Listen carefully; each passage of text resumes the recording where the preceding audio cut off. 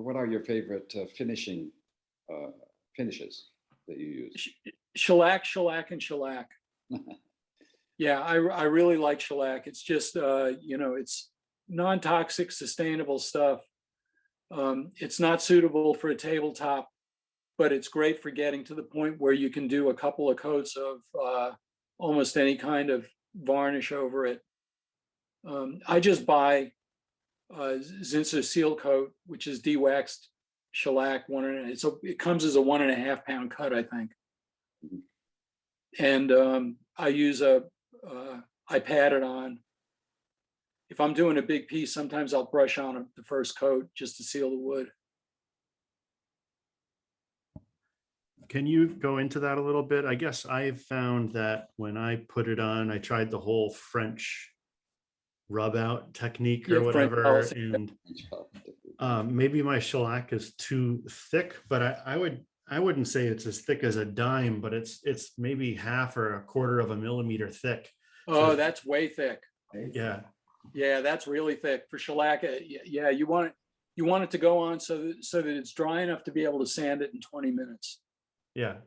Okay, so I need to just add some alcohol. Yeah. So and the standard alcohol that you buy in a hardware store is about 20% water.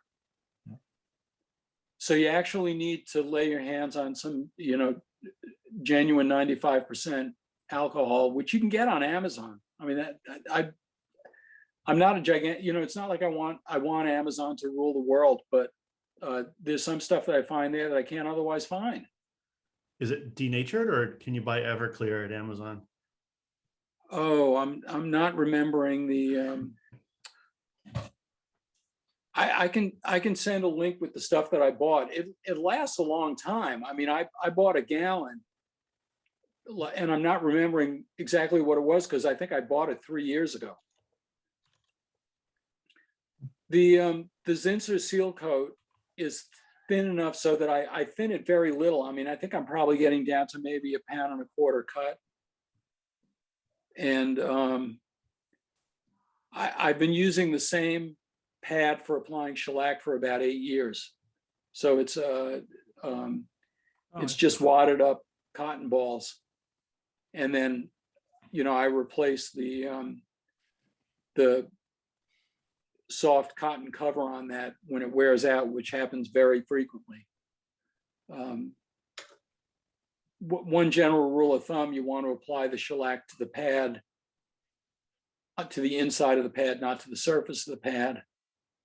If the wood is, honestly, most stuff, if you can sand to 180, sometimes I'm not sanding at all. I mean, if the wood isn't going to tear out and I can use a hand plane, that's great. Sometimes I'll use a card scraper. But if you have to sand because it's irregular or whatever, and you sand to 180, you can do the first coat of shellac over 180, and the next time you sand, you can do 320 or 400, and you'll get a perfect finish. Shellac is just so forgiving, and I learned that from my father-in-law. Yeah, so you just asked if it was rubbing alcohol, and no, it's not. Paul, help me out here with the chemistry of this. Rubbing alcohol that you buy at CVS is isopropanol. Right, and it doesn't. The problem with it is it doesn't dissolve the shellac nearly as well, and it is much less volatile to dry. Jim Morgan says you can use it, and yes, you can. It's a little harder to use. Just takes longer to dissolve the flakes. Yes, it takes longer to dissolve the flakes. That's correct. But then it works fine after that. So if you want to actually juice it up a little bit, you can cut it with methanol, and you can buy methanol cheaper.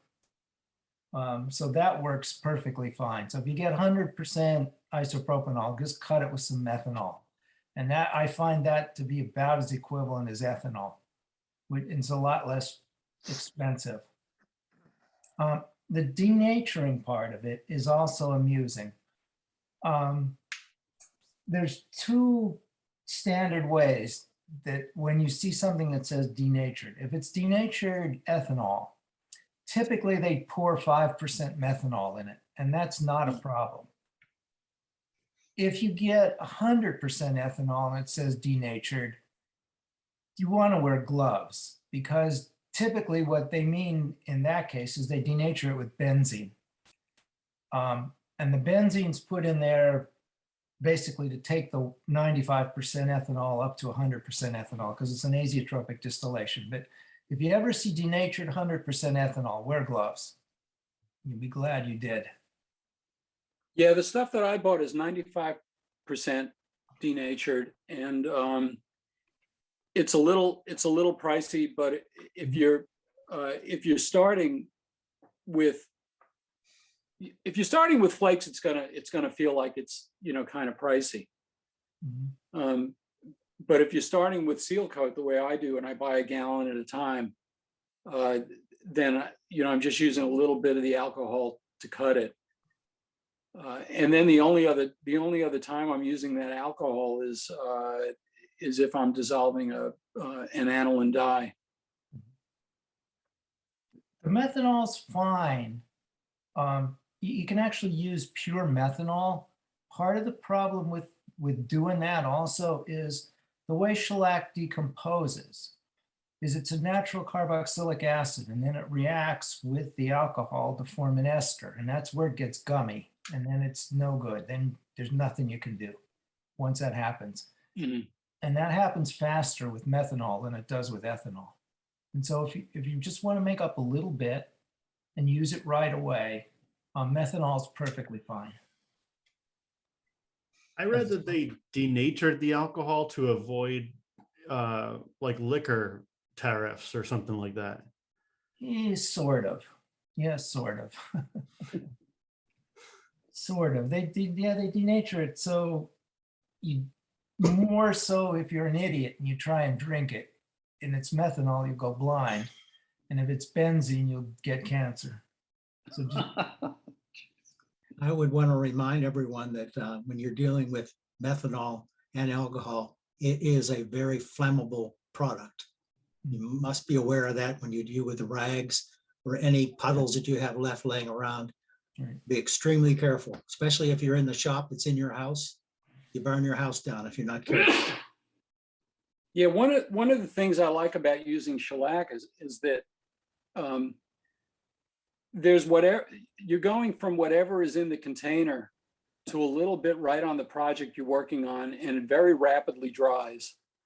And if you don't spill it, you know, you're not dealing with soaked rags. I mean, I keep the rubbing pad in a plastic container that, you know, has a sealed top, a screw top, and you know, there's just nothing hazardous floating around. I don't have to worry about spontaneous combustion of rags or anything like that. I have a pretty good article that I can share with people, the link to it if they want it, but it's a fairly heavy duty scientific analysis of the different kinds of shellac. You know, the colors, the lac, and I forget all of the names of them. But it's fairly informative about the different mixture of compounds that are in there. And they Are the canned products off limits? don't touch like- them. I don't use them. I don't touch them. No. So Mhm. everyone who's serious about it uses flakes, and pretty much Except me. I mean, I'm using Zinsser Seal Coat, which is de-waxed. right. I don't, you know, I've used flakes, and the only reason I don't use them regularly is because they'd be slightly less convenient. I don't know, But- Paul, do you think the flakes are giving you a superior finish when all is said and done? I actually don't notice the difference. It's just that I don't use it that much, and I find it's actually cheaper for me to mix my own in Sure. quantities that I need and use it right away. Whereas if I buy a quantity of stuff, then I don't use that much of it and it goes bad, and I end up tossing more than I use. Yeah, I wind up going through a gallon every 1 to 2 months Yeah. because I'm using it on all of my projects. The other thing that I find, It's never bothered me at all. People talk about the shelf life of the flakes, and I've never found that to be a problem. If you keep them sealed and dry, in 2 Ziploc plastic bags, I've never had issues with storage of the flakes. Yeah, I'll Or second that, toss them 'cause in your actually, freezer. Yeah. I inherited some from my father-in-law and used them 25 years after I got them, and they were fine. Mhm. And they were just in a plastic bag. So Phil, when you have applied the shellac, is that your final finish or do you put any wax on the top? I rub it out with some 4/0 steel wool and a little bit of wax. Okay. And that just sort of evens the finish. So that's what I'll typically use on my boxes and on clocks. And what I've gotten most used to using on tables and casework is general paste varnish. If you 2 had coats a- of that over the shellac. And if if you you- how had a many coats? party one day and someone put a cold beer on a humid day down on your shellac counter and you didn't notice it till later, what would you do about that? Well, one of the things nice about shellac is that you can rub it out with some alcohol and just start over. Yeah. I mean, it's as renewable as an oil finish. Another small factoid for surprises people when they first hear it. If you go in the grocery store and see polished apples, polish on the apples is shellac. Yep. Well, and the pharmaceutical industry uses Yep. shellac for Oh, yeah. coating pills. Yeah, exactly. Yeah, M&Ms. stuff's edible. Yep. Yeah, it's a naturally occurring organic material, very sustainable relative to the stuff that's made in chemical plants. So how many coats of shellac do you put on, Phil? It depends. I mean, if I want, so if I'm French polishing, which I'll do on the high-end jewelry boxes, it's actually hard to say that it's a specific number of coats because you're constantly applying it in such small amounts that you can actually see it flash off as you rub the pad across the piece. Mhm.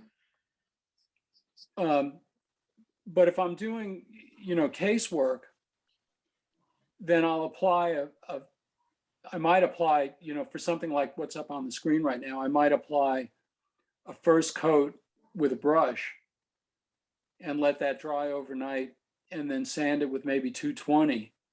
And then I'll pat on 2 or 3 or 4 subsequent coats, depending on how much of a finish I want to see. The Right. thing that I've gotten away from that I used for years are oil finishes. I just don't find them particularly appealing.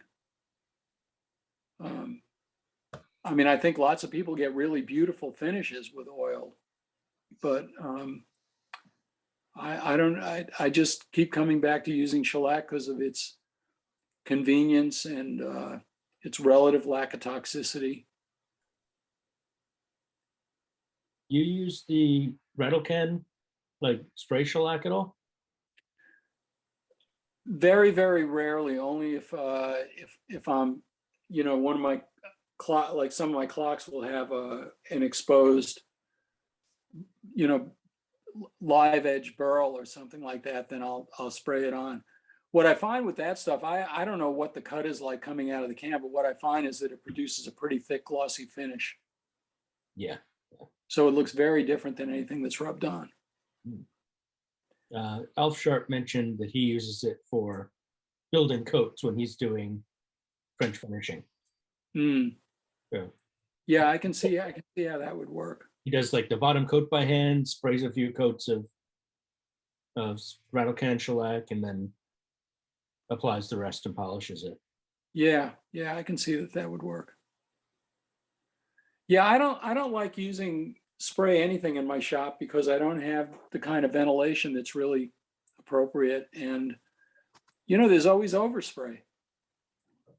If you're not doing it in a booth with ventilation, it's getting in the air and sort of settling on everything in your shop. So,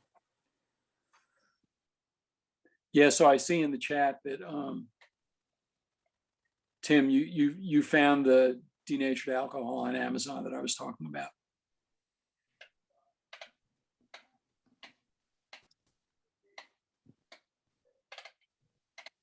Might have to get some. I've been using